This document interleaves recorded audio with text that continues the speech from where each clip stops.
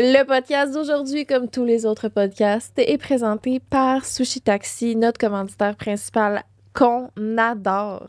C'est la collab, c'est ce qu'on est en train de se dire, de rêve, on va se le dire. C'est fou.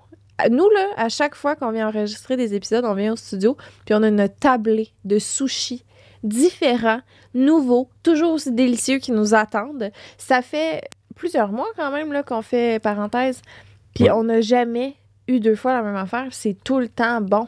C'est ça, il y a tellement de variétés, puis c'est ça, c'est comme une surprise à chaque fois, mais c'est tout le temps différent. À chaque Et fois, c'est écœurant. j'ai un nouveau préf. Comme là, aujourd'hui, là, lui, là, malheureusement, je peux pas vous dire c'est quoi le nom, mais il y a du petit affaire frit dessus. Ça a l'air de rien, là, mais ça, là, c'est fou. Ça n'a aucun sens. Tu sais, l'autre fois, celui avec des fraises sur le top. Oh my God! En tout cas, allez sur le site, là, puis allez voir. Tu sais, honnêtement, moi, je suis un peu frileuse sur les sushis, normalement. Il y a comme des affaires que je suis comme... T'es un peu écœureuse. Ouais. Puis ça, là, dédaigneuse. C'est jamais arrivé. C'est jamais arrivé. Non seulement c'est jamais arrivé, mais... Mon palais veut tout goûter. Moi, je suis un vieux fan. Depuis longtemps, bien avant la collab, fait que c'est d'autrement plus d'adon et honnête comme collab. Maintenant, je vais manger ce sushi. Donc, vous pouvez utiliser le code parenthèse 15 pour avoir 15% de promo sur l'entièreté du site de Sushi Taxi, en ligne seulement, par contre. Donc... Je sais que c'est supposé de respecter le sushi comme tu es en train de faire. Il y a 2 types de personnes. Ceux qui mangent la moitié puis ceux qui le mangent au complet. Bonne chance. Une production du Studio SF. Aujourd'hui, au podcast, on a reçu Oya, qui a la page Instagram TDAH au naturel. Elle vient nous parler de TDAH. Encore une fois, on ramène tout à soi. On cherche c'est quoi nos bibites, nos problèmes, comment on peut améliorer nos vies. Est-ce qu'on est TDAH? Est-ce qu'on a déjà fait le test? On a parlé du test, la fiabilité du test. On s'est reconnu dans plein de choses. Se reconnaître ne veut pas dire être diagnostiqué TDAH. En fait, ce qui est intéressant, c'est que j'avais déjà eu des propos dans un podcast qu'elle m'a repris puis qu'elle m'a expliqué la bonne façon d'adresser la situation. Et bref, c'est un peu ce qui a fait en sorte qu'elle est venue aujourd'hui nous en parler. Fait que c'était super intéressant puis cool qu'elle ait eu envie de venir ici avec nous. Donc voilà. Merci encore, Oya, et bon épisode. Le podcast d'aujourd'hui est présenté par Radio-Canada Audio, OHDIO. C'est une plateforme où il y a plusieurs balados pour absolument tous les goûts. Mais je veux particulièrement vous parler aujourd'hui de Miroir Miroir, un balado animé par Alice Morel-Michaud, auquel j'ai eu la chance de participer. On s'est entretenu sur la chirurgie esthétique et l'impact chez les jeunes, de voir l'image corporelle. Oui, c'est ça. Mais en gros, c'est l'image corporelle. Là, il y a plusieurs thématiques abordées, l'alimentation, l'activité physique. Moi, on a parlé plus précisément de chirurgie esthétique, mais il y a plein de thématiques abordées. Je suis super fière de toi, Alice. Bravo pour ce beau projet.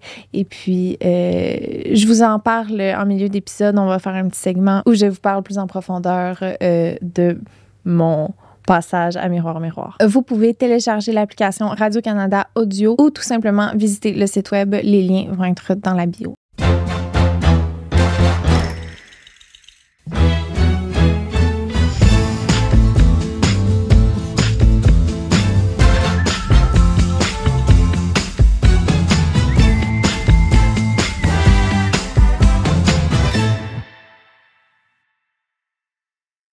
Aujourd'hui au podcast, on reçoit Oya. Merci d'être là, Oya. Puis on a aussi Caillou avec elle. C'est Caillou son nom. Qui est vraiment très, très mignon. Fait que ça va être difficile de se concentrer tout au long de ce podcast. Ça se peut qu'on regarde juste le chien. C'est fou. Finalement, on fait pas le podcast, on met un gros plan sur Caillou. Oui. C'est fou. Ceci est un moment de pause. Attendrissant, de relaxation. God. C'est comme pour ceux qui n'ont pas de visuel, là, c'est un petit chien noir-gris de 13 ans, particulièrement infiniment mignon. Oui, parce qu'on est cadré assez proche dans le podcast. Ça se peut que vous ne voyez même pas de quoi on parle. En tout cas, merci Oya d'être là. Oui, merci à vous pour l'invitation. Ça me fait plaisir de venir aborder mon sujet favori avec vous. Ben là, je pense, moi, j'ai... Tu sais, autant on entend ces termes-là constamment, autant on pense qu'on sait un peu c'est quoi, mais je pense qu'il faut que tu nous expliques. Oui. De quoi on parle? En fait, le TDAH, on va parler du trouble du déficit de l'attention. Donc, les 4 lettres, c'est pour trouble du déficit de l'attention avec hyperactivité ou sans. Il y a des gens qui n'ont pas l'hyperactivité, mais on dit toujours TDAH au complet. C'est un fonctionnement cognitif qui est différent. Donc, c'est pas, dans ma perspective, c'est pas un handicap, c'est pas une maladie, c'est vraiment juste que le cerveau de certaines personnes fonctionne différemment, mais on essaye tellement de faire en sorte que tout le monde apprenne de la même façon, que tout le monde perçoive la vie de la même façon, que ces divergences-là deviennent vraiment hors normes et problématiques quand on essaye de les faire cadrer dans la norme de notre société. Ce serait quoi les termes qui évoquent la différence, selon toi? Les termes? Mais mettons, si tu as à mettre un mot sur la différence de fonctionnement. En général... Un mot ou plusieurs mots. OK. Moi, je dirais que c'est une différence de pensée, de perception, de ressenti. On vit pas les choses de la même façon. C'est pas juste au niveau de la compréhension, ça va être au niveau de l'aspect émotionnel, comment qu'on ressent les émotions, comment qu'on les vit, comment qu'on perçoit les choses, comment qu'on les imagine. C'est vraiment un ensemble de facteurs qui vont faire en sorte que dans ta tête, ça fonctionne différemment. Fait que tu vois la Alors, vie on parlait d'à l'envers. Ouais, ça peut exact. être perçu un peu à l'envers. Ouais. Ben, c'est différent, mais Ouais. en tout cas, là, je dis qui suis-je par rapport à ça? La plupart des gens en parlent. Il n'y a pas de diagnostic. C'est un peu flou. Toi, t'es-tu diagnostiqué? Oui, j'ai reçu un diagnostic à l'âge TDAH? de 6 ans avec beaucoup d'hyperactivité. Oui. Fait qu'à l'âge de 6 ans, c'est quand même jeune pour recevoir un diagnostic. Si on considère que notre cerveau, il est vraiment en début de développement, puis il termine son développement autour de 25 ans, même plus, fait que c'est quand même tôt pour avoir un diagnostic. Sauf que c'est vraiment un TDAH au niveau neurologique, fait que c'est comme ça que mon cerveau fonctionne. Puis il va pas changer plus tard. Je peux améliorer certaines choses, mais c'est comme ça que Faut l'embrace, là. Ouais, Plus que d'autres choses. Vraiment. C'est ça le... Ouais. L'hyperactivité, toi, ça s'est comme calmé en vieillissant ou c'est encore là, mais ça s'exprime d'une autre façon? Non, je pense que c'est encore là. Je le vis. C'est juste que j'ai choisi mes moments, j'ai choisi mes contextes puis les personnes avec qui je vais le laisser sortir. Mais ça peut devenir plus cognitif si je me laisse pas être hyperactive physiquement puis bouger. Mais ça peut devenir vraiment au niveau des pensées puis d'avoir des pensées incessantes, des pensées qui tournent en boucle. Ah, fait que si c'est pas comme dépenser physiquement, ça peut virer... Oui, moi, c'est comme ça que je le ressens. Il y a beaucoup de personnes qui, en vieillissant, leur hyperactivité devient vraiment juste au niveau cognitif. Fait que ça va être mental parce que c'est pas nécessairement bien vu en société d'extérioriser toute cette énergie-là. Fait que des fois, il y a des gens qui vont l'intérioriser puis le masquer. J'imagine que des fois, c'est même pas du tout physique, là. Il y en a que c'est constamment... Oui, il y en a que c'est constamment vraiment au niveau cognitif, des pensées. Est-ce que, selon toi, là, le nombre de personnes qui seraient TDAH, qui ne sont pas diagnostiquées, ça couvre combien de pourcentage de la population selon les théories? Je pense qu'au niveau statistique, il y avait comme... Je veux pas m'avancer, mais je suis plus sûre à 100% des statistiques, puis ils ont sûrement changé, mais j'ai l'impression que c'était autour de 4-5% des gens de la société. C'est moins que je pensais. Il faudrait vraiment regarder, là. Je suis pas sûre de mes stats. Ouais. Mais c'est pas tant que ça. Le défi, c'est que il y a vraiment beaucoup de gens qui vont vivre des manifestations qui s'apparentent au TDAH. Donc, avoir l'impression d'être dans la lune, avoir l'impression de... tu sais, ça va souvent être les clichés là, ou les étiquettes. Genre, j'ai oublié mes clés, j'ai sûrement un TDAH. Le monde disait ça à tout vent, là, il n'y a pas si longtemps. Souvent, Là, c'est ben, comme encore ça... maintenant, Oui, ça, encore, mais ça, c'était vraiment à tout vent. Oui. Là, quand on te recevait, puis là, tout le monde me regarde, genre, toi, c'est... Mais tu sais, comme... C'est juste parce que je suis quelqu'un d'un peu lunatique, là, mettons. Mais ça, tu sais, ça se pourrait que t'en aies un, puis ça se pourrait que t'en aies pas. Mais dans tous les cas, ce qui est important, c'est que t'ailles chercher à comprendre ton fonctionnement à toi, puis que tu trouves une façon d'en tirer avantage, puis de mettre tes ça fait 40 ans que je travaille là-dessus, mais puis j'ai trouvé plein d'avantages. Il y a plein d'affaires qui marchent pas, puis justement, j'embrace ça. Là. Je suis pas bon là-dedans, je suis quasiment fier de...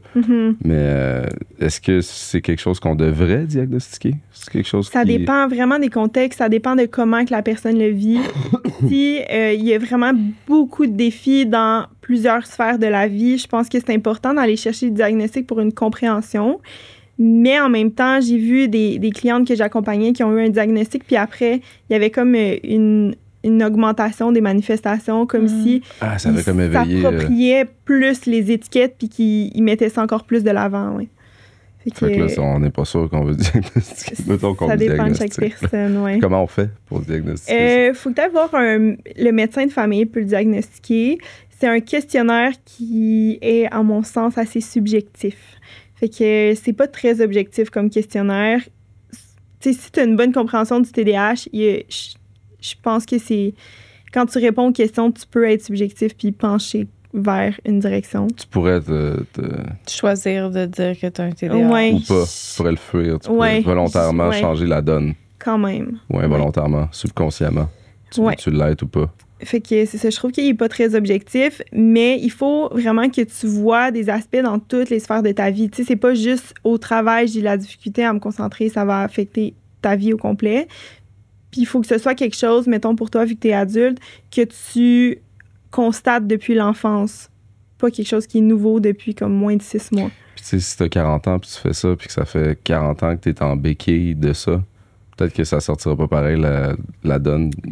Dans le sens où je suis pas du tout le même qu'au primaire, au niveau technique. Là. J'ai vraiment réussi à contrer les bouts où j'avais plus de misère. Tu sais, je dis ça comme si j'étais TDAH. Là. Mais on m'en parle depuis tellement longtemps. Je le fais dessus, le test qui est subjectif, puis je vais le troller parce que j'ai 40 ans d'expérience à troller. Mais pour certaines personnes, ça peut être vraiment un processus d'acceptation de soi, puis ça peut être une façon de vraiment... Il y a des gens qui ont besoin d'avoir le diagnostic comme pour accepter cette neurodivergence. Pour sortir la carte. À chaque fois qu'il y a quelque chose qui... Ça aussi. Mais c'est pas quelque chose que je recommande. Non, c'est ça. C'est un outil. Ouais. De pouvoir mettre des mots là, sur savoir que toute ta vie, mettons... OK. Moi, c'est quelque chose que je veux absolument, là, être capable de mettre des mots sur comment que ma tête, elle fonctionne. Je sais pas si c'est un TDAH, puis, tu sais, bon. J'ai des signes qui pourraient me dire que c'est ça, dans le sens que quand j'étais petite, tous mes professeurs au primaire ont suggéré à mes parents de me mettre sur le Ritalin parce que j'étais comme ça, partout comme je devais être similaire à toi, probablement, de ce que tu me dis, là, très hyperactive. Puis ça s'est exprimé différemment en vieillissant, comme je suis capable de me contenir dans une pièce, mais ma tête a comme à spin 24/7, puis il n'y a jamais de pause. Puis la raison pourquoi je veux un diagnostic à tout prix depuis longtemps, c'est le fait que, mettons, tu sais, je regarde les gens autour de moi, puis je sais que ça se peut pas que tout le monde vit comme ça, normalement. Comme ça se peut pas que les gens aient la même tête que moi, puis qu'ils soient comme capables de vivre leur quotidien sans se plaindre, genre. Effectivement, parce que si tu as un fonctionnement cognitif qui est différent, tu peux pas avoir les mêmes attentes. Tu peux pas avoir les mêmes stratégies. Tu peux pas bien vivre dans les mêmes environnements. Mais j'ai l'impression qu'on n'a pas besoin d'attendre d'avoir un diagnostic pour comprendre comment notre cerveau fonctionne. Exemple, comprendre les fonctions exécutives, comprendre le processus mental, comment que ta mémoire va chercher l'information. Pourquoi, mettons, que tu vas dans une pièce puis que tu oublies quelque chose, puis là, tu es comme, hey, qu'est-ce que j'allais chercher? Qu'est-ce qui se passe à ce moment-là? Pourquoi tu ne te retiens pas? Tu sais, c'est toutes des choses que tu peux chercher à comprendre sans le diagnostic. Mais ça, c'est ma perception parce que j'ai vécu le revers de la médaille du diagnostic en l'ayant eu super jeune. Mais je comprends vraiment que c'est nécessaire. Puis si tu sens que c'est nécessaire pour toi, c'est sûr que je t'encourage à aller par là. Mais de faire attention sans, mettons, te coller à la peau toutes les étiquettes qui viennent avec. Oui, exact. Le diagnostic, c'est un portrait des défis que tu rencontres en ce moment ou depuis plusieurs années. Mais même si tu rencontres des défis depuis plusieurs années, mettons que tu as de la misère à te concentrer, c'est comme un classique, là, je prends lui comme exemple, mais c'est pas obligé d'être comme ça pour le reste de ta vie. Puis ça se peut que dans 2 ans, ton défi, ce soit l'impulsivité. Puis ça se peut que ce soit la gestion des émotions. C'est pas obligé d'être systématiquement la même chose. Ton cerveau peut changer, puis tes défis vont changer aussi. Oui, ça fait du sens. Mais c'est ça, là. Tu sais, t'as ceux qui le sont, t'as ceux qui le sont pas. On est tous un peu à un certain pourcentage ou c'est ça ou ça? C'est une grande question. Je pense qu'il y a différents types de fonctionnement cognitif. Je pense qu'il y a des gens qui ont un TDAH, puis il y a des gens qui l'ont pas. Puis ce que j'allais dire tantôt, c'est que tu peux vivre des manifestations comme être plus dans la lune, oublier certaines choses, avoir de la misère avec ta mémoire à court terme ou à gérer tes émotions, puis que ce soit pas lié au TDAH. Que ce soit pas nécessairement un trouble. Exactement. Ça se peut, mettons, que tu aies eu un choc émotionnel. Ça se peut que tu aies de la fatigue accumulée, un trouble du sommeil. Oui, ça vient de complètement d'autre chose. Exact. Puis que ça cause des manifestations qui s'apparentent au TDAH. La différence, c'est que ces personnes-là, s'ils changent leurs habitudes de vie ou qu'ils règlent, mettons, le trouble d'anxiété ou le trouble du sommeil, les manifestations vont s'atténuer. Tandis que moi, mon cerveau va continuer de fonctionner comme ça, même si je fais plein de choses. Toi, dans ton quotidien, mettons, ça s'exprime comment, ton TDAH? De plein de façons. Tu sais, mon métier, c'est un peu d'analyser mon TDAH aussi pour pouvoir aider les autres. Mais ça peut être un défi au niveau émotionnel. Ça peut faire en sorte que je vais tomber en surcharge cognitive plus facilement. La surcharge cognitive, c'est quand ton cerveau, il y a trop d'informations à traiter, puis il ne sait plus quelle prendre, il ne sait plus quelle qui est pertinente. Fait que c'est là, des fois, que tu tombes dans la lune, tu as comme un shutdown, un peu comme une surcharge électrique. C'est une façon de se protéger puis de se dire, OK, là, c'est trop. Fait que c'est pour ça que des fois, il y a des enfants qui tombent dans la lune, mais des fois, ils sont juste en surcharge cognitive. Si tu penses à une émotion, y a-t-il quelqu'un qui se reconnaît là-dedans? J'ai eu un feeling que tout le monde se reconnaissait là-dedans. C'est peut-être moi qui parle. C'est super pertinent, ce que tu dis, parce que la distinction entre tout le monde puis les gens qui ont un TDAH, ça va être le degré avec lequel on le ressent. Est-ce que ça va faire en sorte que je vais être capable d'être fonctionnelle après ou ça va être vraiment un gros défi à surmonter? Okay. Est-ce que ça l'arrive comme 6 fois par jour ou ça l'arrive une fois par mois? C'est là la différence. Là. Exact. C'est l'intensité et la fréquence. C'est l'intensité et la fréquence, oui. C'est parce que ça peut être très paralysant, là, de vraiment. Soudainement, t'es comme submergé. Ouais. C'est le mot qu'on utilise le plus souvent dans notre quotidien. Puis que t'es comme. C'était notre mot, pas préféré, mais notre mot, le mot, qui décrivait toujours tout. Mais c'est parce que je pense à moi au primaire, le moment, je sais pas si ça a un lien, là, mais le moment où j'écoute, où je pass out, là, je me rappelle même pas de ce bout-là, je sais même pas j'étais où. C'est le moment où il disait attention, demain, il va falloir amener. Et là, on a un tu sais, comme le moment le plus important. C'est comme si ils font un petit build-up avant de te préparer à très bien écouter. Puis là, moi, ça faisait. Fait que, tu sais, c'était connu, là, tellement connu que mes 2-3 amis étaient là. T'as sûrement pas entendu ce bout-là, mais c'est parce que demain, il va falloir que t'amènes. Je suis là, trop pas.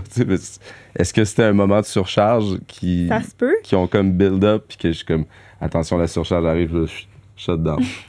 Ça se peut parce qu'il n'y a pas juste, mettons, les informations. Tu sais, parmi les informations cognitives, il y a les émotions. Fait que si tu as un défi scolaire, si c'est beaucoup pour toi, tu as peur d'oublier, ça augmente ta surcharge cognitive, tu peux tomber en état de stress, puis là, tu te rappelles de rien, tu as peur de faire des erreurs. C'est là que tu écoutes. Exact. Fait que qu'est-ce qui rentre dans ta surcharge? Oui, c'est ça. Mais quand tu t'en rends compte, tu es capable de le voir venir un peu. Mais les bruits, les lumières, les classes là, d'élèves qui a des affiches partout là, avec plein de couleurs, c'est super overwhelming. Puis eux autres, ils font ça pour quoi, donc? Ils font ça pour qu'ils reçoivent... Ouais. Pour vraiment clencher les TDAH. Ouais, pour qu'ils comprennent plus rien, qu'ils rentrent dans une classe, puis je pense que c'est pas super aidant. Là. Même les néons, là, c'est super difficile. Les néons, c'est non. Concentré. Ouais, dans tous les établissements. Pour moi, c'est overwhelming. Je déteste. J'ai une phobie des néons. Je comprends. Ils ont inventé ça, tu sais, dans les années fin 60, 70. Là, wow, ça fait une lumière qui se rapproche le plus de la lumière du soleil. Non. Ouais, non, ça donne mal à la tête. Puis c'est lettre. Ça clignote. Quand il clignote, c'est vraiment tout le monde est lettre aussi, sous les néons. Il y a plein de... Je peux continuer, là. Parfait. Quand ça pète, c'est dangereux. Paf! C'est le fun. Fait que là, t'as le goût de péter toutes les néons. Yes. Je me suis pas rendu là dans mon expérience. T'as jamais pété un néon? Non. Il y a comme une poudre dedans. Là. Je sais pas si c'est suppression. Je sais pas. Ça, paf! C'est notre chum, il est là dans le coin. Yeah. Nous, on pétait des néons. OK, donc... Excuse. Ouais, néon, couleur, tout ce qui est d'une classe. Oui, tout ce qui est d'une classe. Les sensations, les émotions des autres enfants. Tu sais, si tu as de la difficulté, mettons, à nommer c'est quoi tes émotions, mais que tu ressens celles de tout le monde autour de toi, c'est vraiment envahissant. Fait que toi, mettons, là, dans ton quotidien, est-ce que tu peux te sentir comme ça? Oui, sauf que je le vois venir. Fait que je suis capable de dire, OK, cette situation-là, ça se peut qu'à partir de telle heure, je vais avoir besoin de me retirer, je vais avoir besoin de me mettre dans un autre contexte. Je suis capable de le nommer, je suis capable de me trouver des stratégies, de trouver une façon pour que ça m'affecte pas trop. Ou des fois, je vais être dans un contexte, mettons, de travail, où je vais être dans un spectacle, je le sais que le lendemain, je vais avoir besoin de plus de récupération. C'est un élément qui est super important parce que des fois, on dirait que les gens qui ont un TDAH mais qui ne le connaissent pas vont tout le temps au-delà de leurs limites. Puis après, ils sont en état léthargique pendant 4 jours puis se demandent pourquoi. Mais il y a des raisons vraiment au niveau cognitif. Toi, ça? T'es en train de relate? Elle se tourne. Non, OK, mais, ouais. T'as-tu un exemple, mettons? Ouais. En fait, OK. Là, c'est parce que je trouve ça très important à la maison. Il faut pas s'auto-diagnostiquer, ça sert à rien. Puis c'est pas ça que j'essaie de faire aujourd'hui. Je veux pas m'approprier ce que ta réalité. C'est pas ça mon but du tout. C'est juste que là, je seulement parler de mon expérience, que j'ai pas encore les mots à mettre dessus, puis que j'ai très hâte de pouvoir mettre des mots dessus. Mais j'ai une tendance. Mettons, je vais empiler, je vais faire plein d'affaires, puis là, je vais être dans un boost de motivation, puis je vais faire ça, puis je vais faire ça, puis je vais faire ça, puis là, je vais accumuler les projets, puis là, je vais arriver que ça va tout en même temps, puis tranquillement, je vais burn out, puis là, je vais avoir besoin d'une semaine genre sur le cul à dormir, puis ça va être ça toute ma vie, mais tu sais, avec n'importe quoi. Genre, je peux développer devenir genre obsessive, compulsive, à genre, OK, là, mettons, la nourriture, il faut que je sache tout ce que je mange. Puis là, genre, je check, jusqu'à ce que j'arrête de manger complètement. Puis là, je fais ça, OK, je m'en crisse, puis je me remets à manger comme une folle. Mais tu sais, toute ma vie, c'est comme, OK, là, je joue à 14 jeux de téléphone par jour. OK, il faut que j'arrête. En tout cas, fait que tout est genre un cycle de comme exagérer burn-out, Qu'est-ce que c'est? Je sais pas. Le petit ménage au quotidien, là. Tu sais, ramasser ce qui paraît, l'îlot, ramasser ce qui traîne. Ou genre refaire sa garde-robe, faire des gros sacs de poubelles de linge que j'ai moins mis cette année. Il y a une petite différence. Ouais. En tout cas. Mais, fait que c'est ça. des fois, c'est qu'on est trop envahi pour voir le besoin du petit ménage en ce moment. Ce que j'exprime là, c'est quelque chose dans quoi tu te reconnais ou pas du tout? Oui. Je dirais que c'est vraiment quelque chose que je vivais il y a quelques années. Beaucoup. J'étais extrêmement intense et excessive. J'étais tout le temps d'un côté tout ou rien. Ou tout ou rien. OK. Mais j'ai appris à concevoir que c'est normal d'avoir des ups puis des downs, d'être beaucoup dans quelque chose, un peu moins dans d'autres choses. Je pense que c'est vraiment normal, puis c'est pas quelque chose qu'on valorise beaucoup dans notre société, parce qu'on dit qu'il faut qu'il y ait une balance puis que tout soit équilibré, mais moi, je crois que c'est juste logique d'être un petit peu plus dans notre travail des fois ou un peu plus intense dans des projets. Là où il faut se poser des questions, c'est pourquoi est-ce que je vais dans un extrême dans tel contexte? Pourquoi c'est quoi l'élément déclencheur juste avant que tu t'en ailles dans l'extrême? C'est quoi l'élément déclencheur juste avant que tu shut down puis que tu t'en foutes complètement? C'est là que c'est le plus intéressant, puis c'est ces petits moments-là qui te permettent de vraiment comprendre qu'est-ce qui se passe dans ta tête. Ouais. C'est dur à mettre. Ben, souvent, ce qui va faire que je vais aller vraiment comme en montant, ça va être ma remontée de j'étais à terre. Là, je fais, OK, je vais faire les petites étapes au quotidien pour aller mieux. Puis là, mes petites étapes deviennent plein d'étapes. Puis là, je suis capable d'en prendre plus. Ça va vraiment bien. Je suis sur une lancée. Puis là, j'en prends trop. Puis ainsi de suite, tu sais. Fait que c'est juste de trop. Hein. Tu sais, il y a un défi en lien avec la gestion du temps, mais il y a un défi en lien avec notre énergie cognitive puis notre énergie au sens large. Là, ça va être plus difficile de se dire, OK, mettons, j'ai X nombre de projets. Est-ce que je vais être capable de tout faire ça, d'essayer de le planifier à l'avance? C'est quelque chose qu'il faut s'habituer à le faire. Puis souvent, on ne veut pas vraiment le planifier. On se dit, OK, je peux le faire, je peux en prendre. Mais là-dedans, on ne considère pas, mettons, le temps qu'on a besoin de manger, dormir ou prendre soin de nous. Fait que tu n'as pas vraiment assez de temps pour faire tous ces projets-là. C'est juste que c'est difficile à concevoir puis à percevoir. Je me reconnais beaucoup là-dedans. J'ai le goût de plus rien faire. C'est ça que ça me donne. Le goût de tout faire. Ouais, on fait rien. Rien. Comme on est supposé. Là. Aujourd'hui, on va ramasser une plante. On va la manger. Qu'est-ce que tu racontes? Je reviens à la base de l'humanité. Asti. Dans la nature. Chaque podcast, il est là, dans la nature. Tout. Dans la nature, qu'est-ce qu'on fait? Ah, ce matin, rien. On interrompt ce podcast pour vous parler un peu, comme je vous disais en début d'épisode, de mon apparition au podcast Balado d'Alice Morel-Michaud, Miroir, Miroir, où on parle d'image corporelle.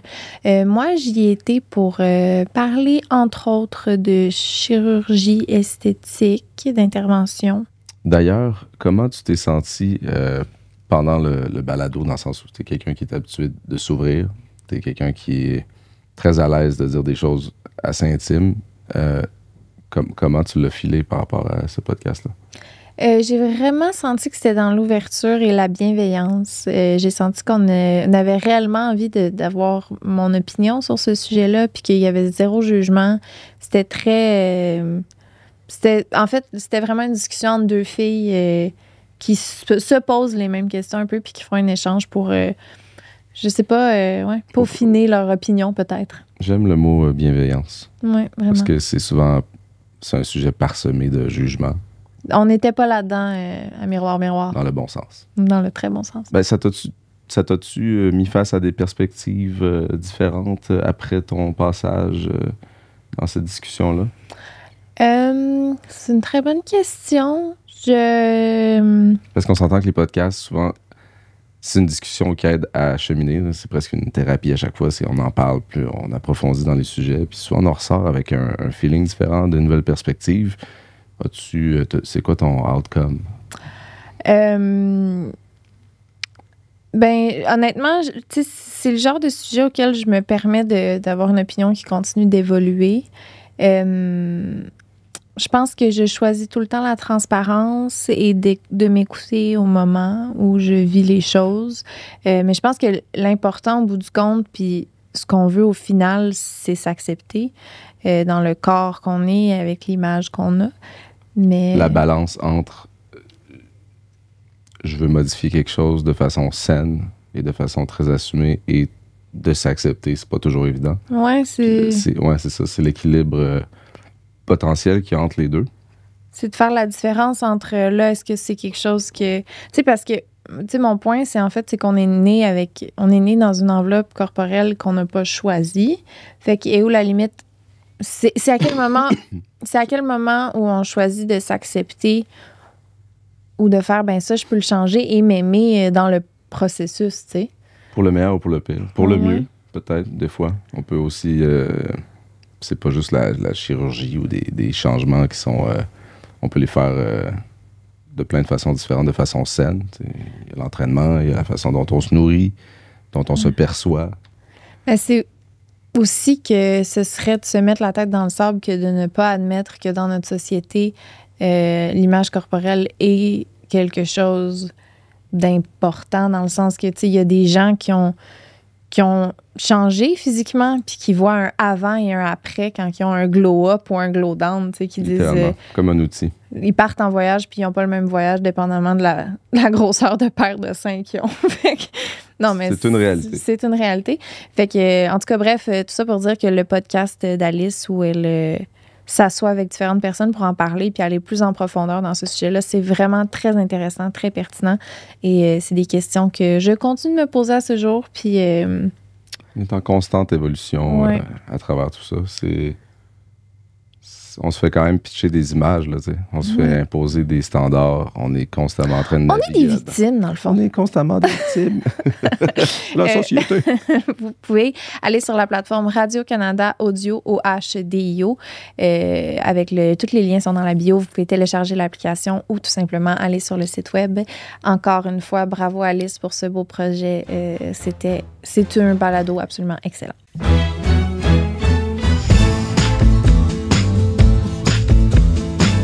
Ben, c'est ça, j'imagine que le TDA, ça peut se présenter de différentes manières. Ouais. Puis ça doit pas être la même chose. Là, je veux pas aller dans les stéréotypes de genre, mais ça doit pas se présenter non plus nécessairement de la même façon chez la femme que chez l'homme. Non, c'est habituellement très différent.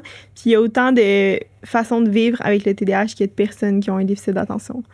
Donc, c'est super important de pas trop s'approprier les réels qu'on voit sur Instagram puis se dire « Ah, ça, c'est moi, j'ai un TDAH » ou mettons, quelqu'un qui fait un réel sur le TDAH puis la gestion des émotions puis qui explique une cause à effet, bien, c'est important que toi, t'ailles analyser comment ça se passe pour toi sans prendre pour acquis que ça va être exactement la même chose. Parce que, exemple, pour la concentration, il peut y avoir plusieurs facteurs qui t'amènent à manquer de concentration ou à avoir de la difficulté à garder ton attention sur le long terme. Ouais. C'est ça, mais le hit des Reels, c'est que les gens se l'approprient. Fait que, c'est sûr qu'on a tout intérêt à... C'est ça qui est devenu un hit avec le TDAH. Ah, tu sais, moi aussi. Là, c'est comme une vague de tout le monde l'est. Ben, on est un peu... Là, encore une fois, je dis vraiment pas que tout le monde a ça. Là. C'est vraiment pas ça que je veux dire, mais que notre génération, on est tout overstimulé. Ça, c'est un fait. Ça, c'est sûr. Il y en a qui ont un TDAH en plus. Mais l'humain de base en ce moment a trop de stimuli. On n'est pas fait pour ça. Là. C'est encore une fois un sujet qui revient beaucoup. Mais puis, l'utilisation du téléphone, là, si, mettons, les gens constatent qu'ils ont de la difficulté à se concentrer, c'est vraiment un facteur à remettre en question là, ou à analyser parce que ça a un impact majeur sur notre cerveau. Ouais, c'est fou. Le scrolling, là. Ouais. Tu sais, tu sors tu viens littéralement d'aller aux toilettes, puis le nombre d'informations que tu viens de t'injecter, tu peux blackout après être allé aux toilettes. Ouais. Qu'est-ce qui s'est passé? Bon, je checker mon téléphone. Tu peux tomber aussi sur une vidéo que tu n'étais pas prêt à voir ou prête à voir, puis que t'es comme, hey, je gère comment l'émotion qui vient avec cette vidéo-là. Là. Je sais pas. T'es vraiment à la merci de l'algorithme. Là. C'est flyé. Là. J'ai jamais pensé comment ça peut insensibiliser aux émotions parce que t'as tellement des choses une affaire qui te fait rire, une affaire qui te fait pleurer, une affaire qui te fait peur, une affaire qui te dégoûte. Puis là, t'es comme... Ça te brasse d'un bord puis de l'autre. C'est beaucoup, hein? J'avais jamais comme ça me réfléchi. donne encore plus le goût de rien faire puis d'avoir rien comme stimuli. Aucun stimuli, je fais plus rien. Claude. Excuse-moi, je suis en genre de grande... en grand questionnement de la vie. Là. Avec le petit chien. Être le petit chien. Ouais, ça serait J'ai le goût d'être le petit chien. Triste, Lui, les gens, ils le voient même pas. Stimuli. Ils le voient pas. Non, mais on a un plan large aussi. Il faudrait le mettre des fois. J'imagine que si on prend le plan large et qu'on zoome, là, c'est un zoom un peu cheap, là, pixelisé. Les petites pattes qui shake avec les grands oreilles vers l'arrière. Wow. C'est ça que je veux être. C'est fou. Comment que ça se traduit dans votre couple, le TDA? Est-ce que c'est juste toi? Est-ce que c'est les deux? Est-ce que... On sait pas si mon copain a un TDAH, mais il y a définitivement un fonctionnement atypique. Là. OK. Ce qui fait de lui une personne incroyable, je pense que c'est ce qui fait en sorte qu'il fonctionne, qu'il réfléchit différemment. Mais c'est sûr que le TDAH amène des défis au niveau relationnel. Je pense que c'est ça qui amène aussi plein de beaux aspects, mais il faut être capable de le gérer puis il faut être capable d'en parler. Il faut savoir que le TDAH, c'est pas comme... c'est pas un ennemi dans le couple. Je pense qu'il faut ensemble développer une curiosité pour essayer de comprendre le fonctionnement cognitif de l'autre personne, pour essayer de le respecter puis d'aider quand notre partenaire a plus de difficultés. Mais, c'est ça. C'est pas parce qu'il y a des gens qui le voient comme un ennemi ou comme quelque chose à éradiquer. Ou j'entends souvent des gens dire, ben moi, j'aimerais ça que mon chum prenne de la médication, je suis plus capable. Mais c'est pas ça qui va enlever la problématique, là. Médication, c'est quoi? Ce serait quoi la médication? Excuse mon ignorance. Là, il y a des médicaments pour le TDAH. Il y a des médicaments qui sont un peu plus comme des inhibants. Il y a des médicaments qui sont des psychostimulants. Il y a plusieurs types de molécules. Ça te rend moins TDAH? Ça te rend pas nécessairement moins TDAH. C'est ça qui arrive. C'est que, tu sais, quand tu arrêtes de la prendre, ton cerveau, il continue de fonctionner de la même façon. Fait que si t'as pas d'autres stratégies, si t'as pas d'autres outils, les défis que tu rencontrais avant de prendre ta médication, ils vont rester les mêmes la journée que tu l'oublies. Ouais. Mais ça peut aider au niveau de ton fonctionnement cognitif, sauf que ça peut amener d'autres défis aussi. Exemple, un psychostimulant peut faire en sorte que tu vas pas nécessairement penser à manger ou que tu vas avoir peut-être un petit peu plus de difficulté à t'endormir. Fait qu'il faut de toute façon que tu trouves des stratégies pour ça. Ça, c'est, mettons, le nom du médicament. Là, je pense à Vivance dans les psychostimulants, là, mais il y en a quand même plusieurs. Oui. Ça aide comme à focusser? Ça peut t'aider au niveau de la concentration, au niveau de la gestion des émotions, Il y a des gens qui se sentent un petit peu moins envahis, mais il y a d'autres personnes qui sentent qu'ils sont moins proches de leurs émotions, qui ressentent un peu moins qu'est-ce qui se passe tout autour. Moi, quand j'étais jeune, j'avais un peu l'impression d'être dans un bocal, comme si j'avais pas accès à l'information, aux émotions. Je me sentais un peu... C'est ça, tu as eu ton diagnostic à 6 ans. Après ça, tu as été médicamenté, si on veut? Presque toute ma vie. J'ai pris plusieurs molécules aussi. Ouais. Est-ce que tu veux nous en parler de ton parcours au travers des molécules ou pas tant? Ben, c'est sûr que c'est quand même un défi de trouver la bonne molécule. Puis il y a une fausse croyance que les gens se disent « Ah, c'est comme un peu une pilule magique, ça va aller bien après. » Mais c'est, de un, quelque chose qui doit être constamment réajusté. Il faut tout le temps que tu aies un suivi. Là. C'est pas quelque chose que tu prends pour le reste de ta vie puis ça va être correct. Faut être capable de se connaître pour se dire ben ça se peut que pour les 3 prochaines années, si, mettons, j'ai un défi professionnel ou que je recommence mes études, ben que j'en ai de besoin pour m'aider à mettre des stratégies en place. Mais dans ma perspective à moi, c'est jamais une solution définitive. Jamais. Jamais. OK. Oui. Puis ce qui est arrivé, c'est que moi, j'ai tellement pris des médicaments longtemps que c'est un peu comme si mon sentiment de compétence personnelle était rattaché à la médication. Ouais. Fait que quand j'en prenais pas, ben, j'avais l'impression que j'étais pas compétente. Possible, ouais. Il a vraiment fallu que je retravaille ça avec les années. Puis t'as-tu pris des pauses volontaires comme mettons, j'ai pas à travailler, je suis en congé pendant 2 semaines? Non, pas vraiment comme ça. Plus, j'ai pris Strattera quasiment toute mon adolescence. Puis là, à un moment donné, ça l'allait vraiment plus. Ça l'amenait des idées noires. C'était vraiment pas super. Fait que j'ai décidé d'arrêter. Puis éventuellement, j'ai repris Vivance. Mais plus tard, j'ai décidé de faire un documentaire sur le TDAH. Fait que j'ai arrêté 100 jours ma médication. J'étais suivie par des professionnels. Comme une expérience. Oui, exact. Puis ça m'a vraiment, vraiment aidée.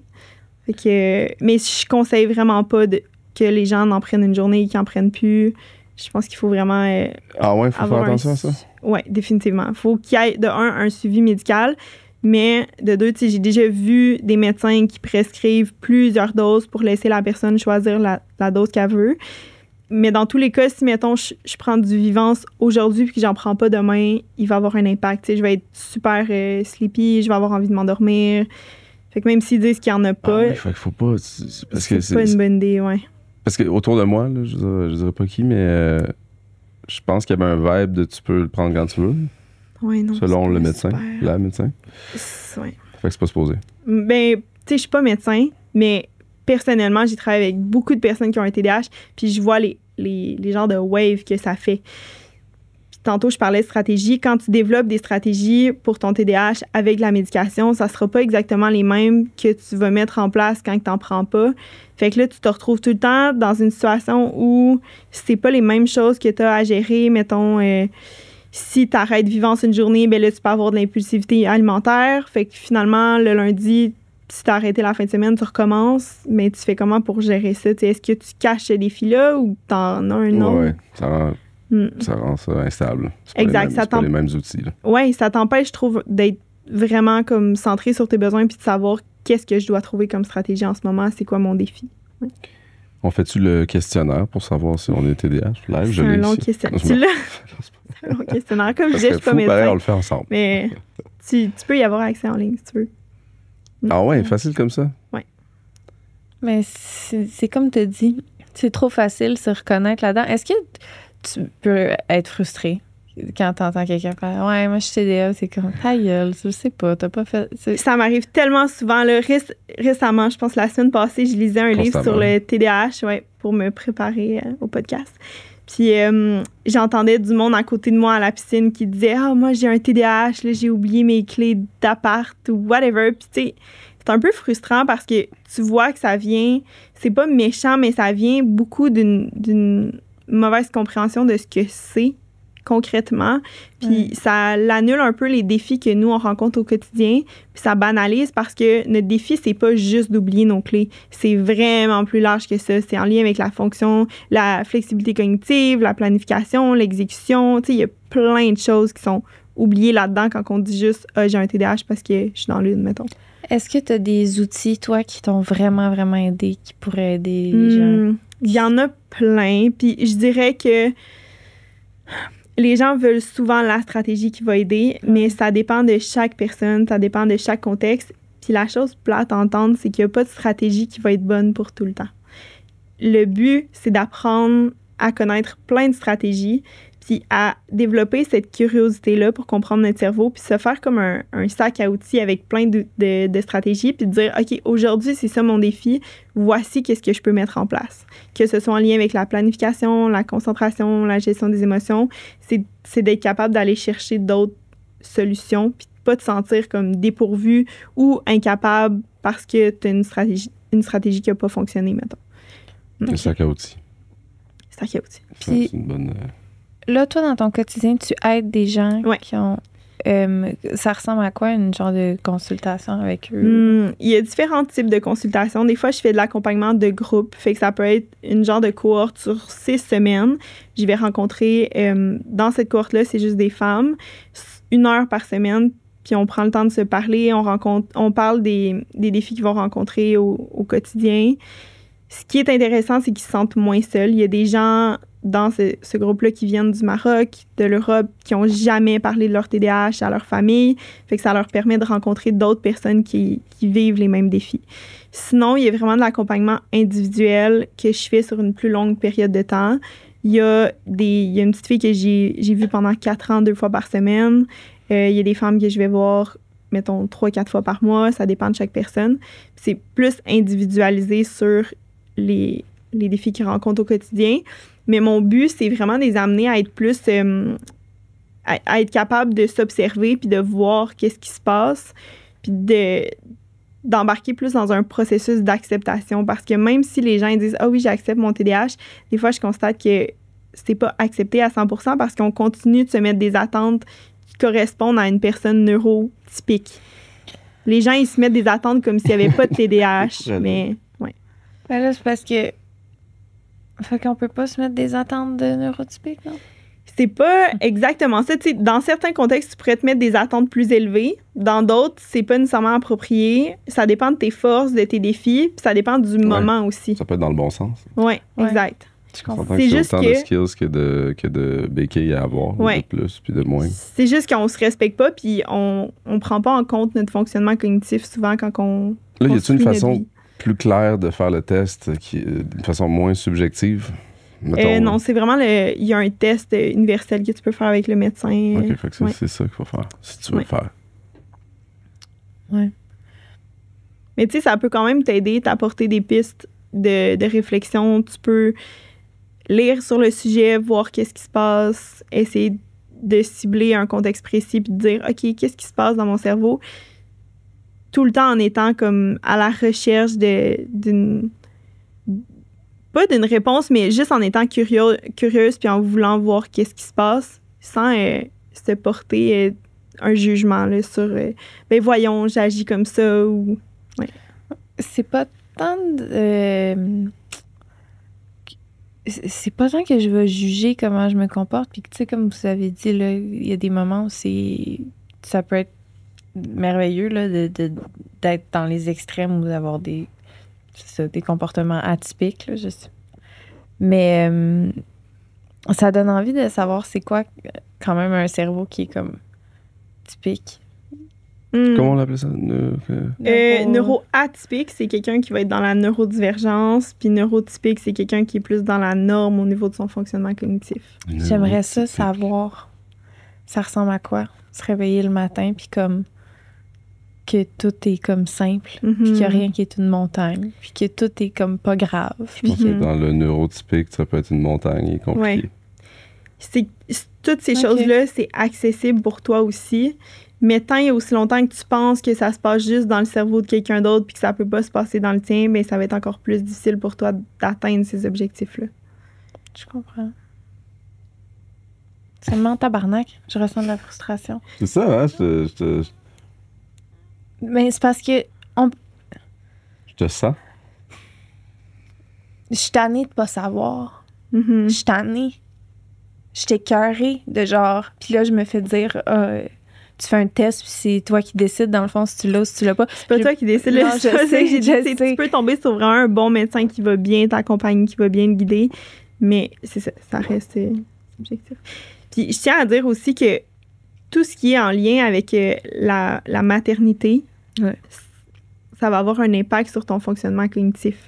Ouais, mais tu sais, en fait, c'est que là, tu sais, mettons, ça peut exagérer ou grossir ça, mais dans le sens, je fais des vidéos sur YouTube depuis que j'ai 14 ans. Mettons, j'ai commencé super jeune, puis tu sais, j'ai des vidéos à 14 ans où j'explique comment ma tête, elle fonctionne, tu sais, puis que j'essaie de mettre en mots, puis genre, tu sais, t'as l'impression que t'es pas dans ton corps, que t'es pas réel, que t'es pas présente, t'es pas là pour vrai. Tu regardes un film, genre, puis t'es le personnage, mais comme c'est pas toi, là, t'es juste attaché à... La dissociation. C'est ça. Puis il y a plein de, tu sais, genre, je peux être full obsessive sur des trucs, puis là, je pourrais autant, tu sais, je reconnais des traits dans plein de choses. Je pourrais autant avoir des traits d'autisme, qu'avoir des traits de douance, qu'avoir des traits d'avoir des TOC, que TDA, que je veux juste avoir le crise de terme, puis que, genre, comprendre, tu sais, puis je sais que je veux pas m'accrocher à quelque chose, puis je veux pas faire comme me définir avec ça après, mais de pouvoir mettre des mots enfin sur c'est quoi la base, puis qui crée le... C'est super frustrant de ne pas savoir. C'est vraiment gossant. La dissociation. Ça a-tu un oui, il y a des gens TDAH? qui dissocient. Ça peut être un mode de protection, d'avoir l'impression que tu n'es pas dans ton corps, que tu le vois comme vu de haut ou que... C'est-tu lié, ça, avec le TDAH? Il y a des gens qui ont un TDAH qui vont le vivre. Il y a des gens qui en ont un qui le vivront pas. Ça n'a pas un lien nécessairement. Oui, c'est ça. Okay. Mais c'est de la dépersonnalisation. Ça, ils disent souvent que ça vient avec du PTSD, là, quand tu as des syndromes post-traumatiques, puis ton corps, il te protège. Genre. OK, ouais. En tout cas, c'est ça. Quel aspect, mettons, de ton fonctionnement cognitif qui te frustre le plus? Mettons. Je me sens pas en contrôle. Est-ce que tu es capable de nommer pourquoi ou... C'est comme si je suis tout le temps détachée. Genre, je suis pas dans le concret, dans le réel, comme présente, attachée à mon corps puis à ce qui se passe. Je suis soit dans le passé, soit dans le futur, soit en haut. Genre, je suis pas connectée. Tout le temps? 24/7. Est-ce qu'il y a un moment dans ta vie que tu te dis, OK, ce moment-là, j'étais là?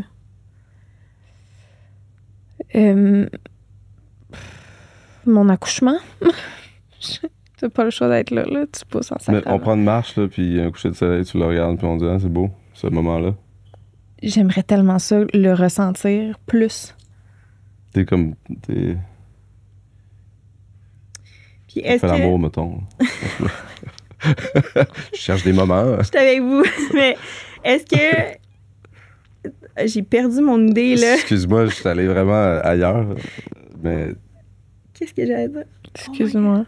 Non, c'est pas grave. Coucher de soleil. Mais c'était juste avant que tu dises faire l'amour. On était dans le coucher de soleil, puis là, ouais, c'est ça. On est désolé. Comment que... Là, c'est parce que j'essaie... Tu y as posé la question, mais là, moi, j'étais comme moi. La question, c'était... C'était quoi ta question? Je lui ai demandé, est-ce que... Ben, on a demandé si ça l'arrivait tout le temps. Puis c'était quoi si elle a une frustration. Ah oui, je l'ai. C'est con. Je l'ai. Ben, quand tu dis, mettons, que j'aimerais ça le ressentir plus, est-ce que tu penses que ça serait une possibilité pour toi d'accepter que c'est ça ton niveau de ressentiment en ce moment? Non. Que t'acceptes pas que c'est ça que tu ressens? OK. Non. Je l'accepte pas. Quand tu regardes le bébé, jamais là, accepté. tu le trouves cute. Là. Quand tu regardes Caillou, là... Ouais. Je sais, mais je veux fusionner avec le moment. Je sais pas comment l'expliquer. Je comprends. Tu comprends pour vrai? Oui, ben oui, je comprends. Mais j'ai l'impression que... C'est comme je sais que je le trouve cute puis je veux le casser en deux, mais genre pourquoi que je le ressens pas partout dans mon corps, genre puis que je suis pas fusionnée avec Caillou? Je pense que plus Pas Caillou. Pourquoi c'est pas moi, Caillou?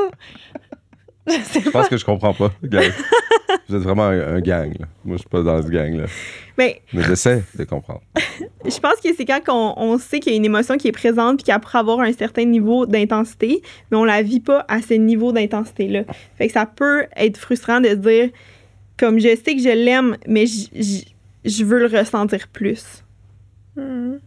Puis j'ai l'impression que comme le premier pas, ça serait d'accepter qu'est-ce que tu ressens en ce moment, puis que ça se peut que ce soit pas le niveau d'intensité que tu souhaites. Mais tant et aussi longtemps que tu cherches à aller ailleurs ou que tu le veux plus, ça t'empêche de reconnaître comme ce que tu as en ce moment en termes d'émotion. Fait que ça te met dans un loop de c'est pas assez ou c'est un peu comme les gens qui se disent ben j'aimerais tellement ça être capable de me concentrer plus. Mais à un certain point, il faut dire c'est ça mon niveau de concentration aujourd'hui. Je suis très frustrée de cette avec toi, c'est normal. Puis je pense qu'on peut passer ce niveau de frustration-là puis aller voir, mettons, pourquoi ça te frustre. Mais... Est-ce que tu peux aller dans un genre d'esprit de comme... est-ce que c'est quelque chose dans quoi tu te reconnais de tout le temps vouloir être mieux, mettons? Vouloir constamment, définitivement. Mais je me le rappelle, puis je me nomme qu'est-ce que je fais de bien, c'est quoi tous les accomplissements qui me rendent fière. Puis tu sais, tantôt, on parlait des attentes, pas des attentes, mais des couples. Qu'est-ce qui peut avoir comme impact, le TDAH dans notre couple? Bien, il va avoir souvent cet aspect-là d'avoir des attentes élevées envers nous, mais des fois, on peut les transmettre à la personne qui partage notre vie. Fait que, ouais. Avoir des attentes de l'autre personne? Oui. Plus, trop? Oui. Avoir des attentes élevées envers l'autre personne parce qu'on est tellement habitué de se demander plus puis de se dire, ben je devrais être capable de faire ça ou chercher à compenser pour le sentiment de lack of. On va le projeter sur l'autre. Exactement. Ouais. Puis il y a aussi des traits dans le sens qui sont propres à toi puis qui sont pas nécessairement liés à ton TDA aussi, j'imagine. Mais le perfectionnisme puis le sentiment de pas être assez, de chercher à être plus ou de faire plus, c'est souvent quelque chose que je vois, là. Ah ouais. OK. C'est genre place Caillou. Ben oui. Caillou. C'est fou. Ça me fait vraiment m'ennuyer d'un chien. Un chien en particulier. Toi, c'est-tu quelque chose que tu te demandes dans ta vie de tous les jours, comme j'ai-tu... ou pas? Non. Non. Moi, je suis beaucoup sur le niveau de bonheur.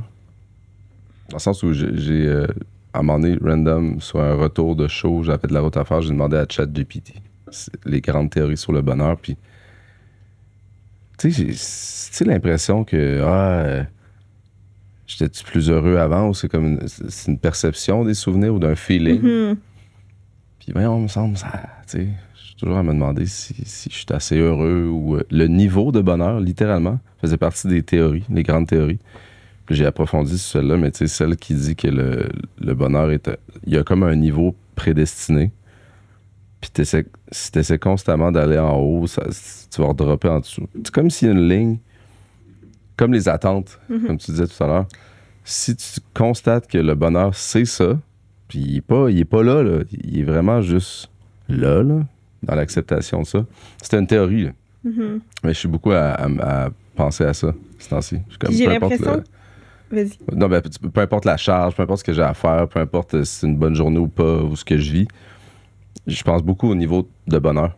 J'ai l'impression que si, mettons, tu dis ça, c'est ma ligne du bonheur, puis c'est ça que je ressens en ce moment, puis ça, c'est ma ligne. Mettons. Plus tu l'acceptes, plus tu peux vivre quelque chose qui est au-delà du bonheur que tu t'étais imaginé. Exactement. Final, c'est ça. C'est un peu comme les émotions. Si tu acceptes celle que tu vis en ce moment, ça va te donner l'espace puis la possibilité d'en vivre des encore plus belles, encore plus intenses que si on est à la recherche de. Ou le percevoir plus nice, dans le sens où je vis mon bonheur là où il est comme supposé, puis je le vis juste mieux. C'est juste que quand que t'es... Puis là, je dis tout ça pour comme...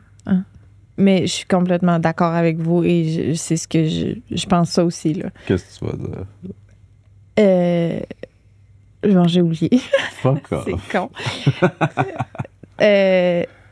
Dans le sence que si t'es tout le temps dans le « je veux plus »,« je veux être plus »,« je veux être plus belle »,« je veux être plus fine »,« je veux être plus drôle »,« je veux être plus intelligente »,« je veux rire plus »,« je veux avoir plus être plus émotive »,« être plus connectée »,« être plus », mais quand t'es rendu au stade de te faire dire « oui, mais il faut que t'enjoyes le bonheur que t'as là ». Parce que si tu veux plus de bonheur, tu vas en fait en avoir moins. C'est frustrant. T'es comme...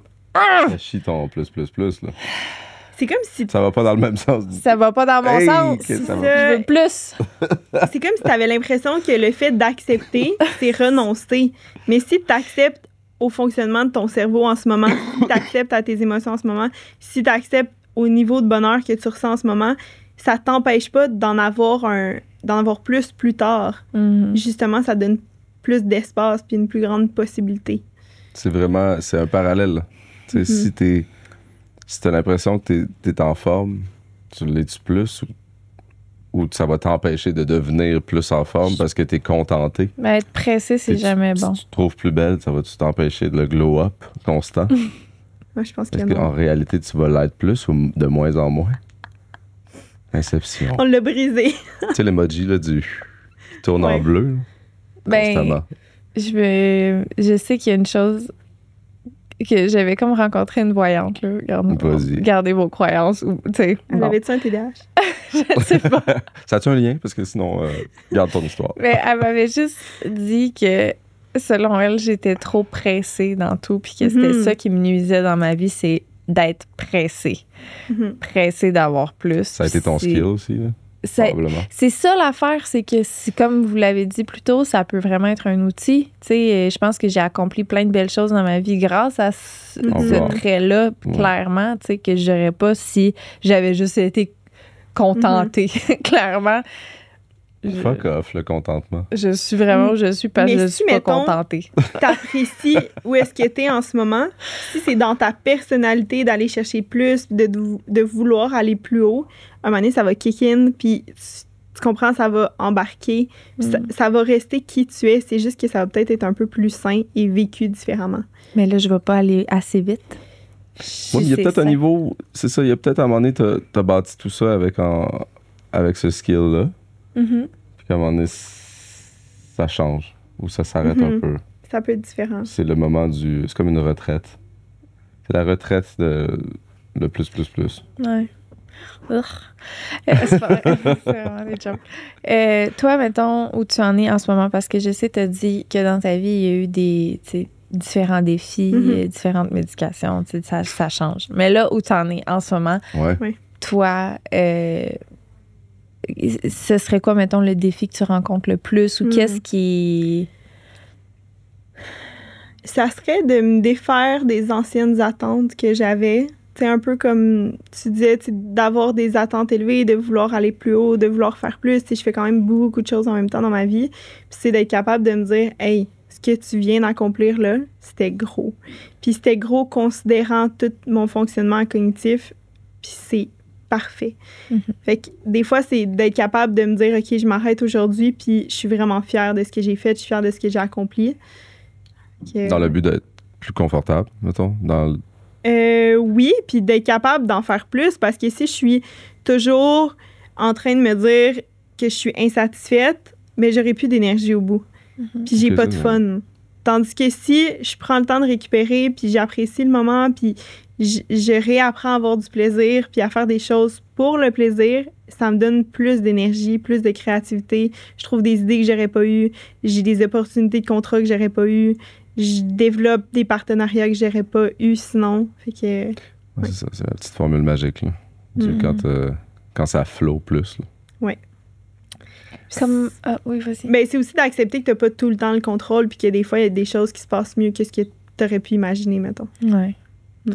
En tant que parent, mettons qu'on apprend que notre enfant a un TDAH. Comment on peut être le meilleur parent pour lui, pour l'accompagner là-dedans? Je dirais que la plus belle chose, c'est d'aider notre enfant à se comprendre, à comprendre son fonctionnement cognitif, à apprivoiser ses émotions, à gérer qu'est-ce qui se passe sans chercher à lui imposer quelque chose. Puis ça passe un peu par le cheminement que nous, on fait pour accepter notre cerveau, pour accepter notre... J'y vais passer... Ah oui, il est rendu là. Caillou! J'espère qu'il ne va pas faire pipi sur le tapis. Bon. Ce serait une première. Ramasser. Ce serait une première. Oh, tout perdu. Oh non! Il est foncé dans la table. OK. Caillou! Donc... OK, excuse-moi. Fait que c'est vraiment de l'aider à s'accepter puis à apprendre à gérer ses émotions. C'est tellement un gros défi, mais si tu l'apprends jeune, c'est vraiment plus facile de développer la confiance en soi, la connaissance de soi. Moi, je dis toujours que les enfants avec qui je travaille, on se fixe des objectifs, puis on pense à leur but, on écrit leurs rêves. S'ils ont envie d'être astronautes, puis finalement, c'est pas ça qu'ils font, moi, ça m'est égal. Ils vont avoir eu un objectif pendant un temps X qui va les avoir motivés, qui va leur avoir permis de développer certaines compétences, certaines connaissances. C'est de les soutenir en les accompagnant sans nécessairement trop les diriger, je pense. C'est l'oreille, beaucoup, là. Ouais. Très bonne oreille. Des fois, c'est des mettre en contact avec les bonnes personnes qui peuvent les aider parce qu'en tant que parent, on n'est pas tout le temps la bonne personne. Non, on c'est n'est ça. pas tout le temps la bonne référence. C'est quoi ton titre? Mon titre, C'est genre le nom de ce que tu fais. moi, les étiquettes et les titres, mais je fais beaucoup de choses. Tu sais, ce que je fais dans la vie généralement ou juste en lien avec le TDAH? Ben non, vas-y, dis-moi tout. OK. Ben dans le fond, j'ai étudié en gestion de commerce. OK, c'est ça. Puis, j'ai étudié en enseignement. Fait que j'ai un bac en enseignement. Il me reste comme 3 mois de stage. Sinon, je fais de la médiation culturelle. Puis, je donne des formations aux artistes qui ont un TDAH. Et je fais de l'accompagnement pour les gens qui ont un déficit d'attention. Je travaille beaucoup, beaucoup avec les femmes. Fait qu'il n'y a pas de titre précis. J'ai créé TDAH au naturel, qui est une communauté en ligne qui me permet de donner des outils, faire des accompagnements, faire des rencontres, des formations. Puis le reste, pour moi, ça fait du sens parce que c'est tout lié, c'est tout L'accompagnement, interrelié. tu n'avais pas besoin, mettons, dans le sens. d'études. Ouais. Mais le bac en enseignement m'a aidé parce que quand tu apprends à enseigner, quand tu apprends la pédagogie, c'est ça qui te permet de transmettre un savoir, des connaissances, des notions. Fait que l'aspect pédagogique m'aide beaucoup, mais c'est pas là que j'ai appris beaucoup de choses sur le TDAH. Puis peut-être, tu sais, il y a eu certains mythes aussi qui peuvent être véhiculés, là, fait que... OK. Est-ce que tu as des outils, mettons, à partager à notre gang de comme... Ceux qui pourraient se reconnaître, tu sais, ils partent de où, là? Mettons, ils écoutent ça puis ils se disent « OK, je me reconnais beaucoup là-dedans. D'aller chercher de l'aide de spécialistes. Moi, je suis vraiment entourée d'une équipe incroyable, de pas avoir honte d'aller demander de l'aide. Genre à qui? Ben, tu sais, ça peut être un travailleur social, ça peut être quelqu'un qui est vraiment comme spécialisé dans le TDAH comme moi. Ça peut être complémentaire avec de l'accompagnement psychologique ou avec des médecins, d'avoir un bon médecin qui te suit, d'être capable de poser des questions. Même des bons spécialistes en termes de physiothérapie parce que si tu as un déficit d'attention puis tu as une douleur physique, ça va nuire à ton niveau d'attention. Ça peut augmenter ton irritabilité. Ah ouais, la physio là-dedans. Tu sais, physio ou masso, moi, j'ai jamais peur de mettre de l'argent sur ma santé physique ou comment que je me sens parce que c'est ça qui va avoir un impact at large sur mon fonctionnement cognitif. Puis j'imagine que, tu sais, même la façon que tu vas t'alimenter, ça peut réduire ou augmenter des symptômes. Vraiment. Oui, il y a des aliments, puis ça, c'est dur à accepter si tu es avec quelqu'un qui mange pas nécessairement pareil comme toi, mais il y a des aliments qui me font pas, puis si je l'accepte pas, puis que je pousse, puis que j'en prends quand même, ben je me sens pas bien au final. Genre. Mettons le café. Pardon? Tu peux-tu boire genre 3 cafés le matin? Mettons? Ça m'endort solide. Boire 3 cafés? Ouais, sans médication, ça m'endort. Les boissons énergisantes, si je prends pas de médication, ça m'endort. Si je prends de la médication, ça me stimule. Mais je me suis déjà fait avoir. Ouais, je me suis déjà fait avoir. Je prenais pas de médication, puis je me suis dit, je vais prendre un full gros gourou, puis j'ai dormi toute la journée.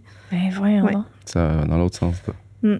Est-ce qu'il y a une explication à ça? J'ai pas d'explication précise, mais il y a beaucoup de gens de la communauté neurodivergente qui vivent ce phénomène-là, qui ont un TDAH. Ça pourrait être au lieu du test, là. Un café. Ouais, mais il y en a qui ont un TDAH et qui le vivent pas, mais. Endors-tu? Ouais. C'est excellent. Mais c'est quoi t'allais dire, les aliments que tu peux pas? Ben, tu sais, si je mange quelque chose qui est vraiment lourd, vraiment sucré, je vais m'endormir. C'est sûr. J'ai déjà constaté que quand j'allais faire des examens puis que j'avais juste pris un jus vert ou que j'étais quasiment à jeun, ça allait aider à mon niveau de concentration. OK. Oui. Fait que les gens qui me disaient, mettons, quand j'étais plus jeune, « Mange, ça va t'aider à te concentrer! » Ben moi, c'était l'inverse. Ah, ouais. Ouais, ben c'est là, il peut y avoir plein d'explications. Tu sais, t'as des drops de glucides après si t'as pris du sucre. Mais ouais. C'est un peu comme le fonctionnement. C'est apprendre fonctionnement. à se connaître. Exact. C'est comme le fonctionnement du cerveau. Si je refuse de l'accepter puis que je continue de manger à l'inverse de ce qui me fait du bien, ben je vais me dire, ben voyons, pourquoi je me sens de même, qu'est-ce qui se passe? Mais au final, il y a une explication précise.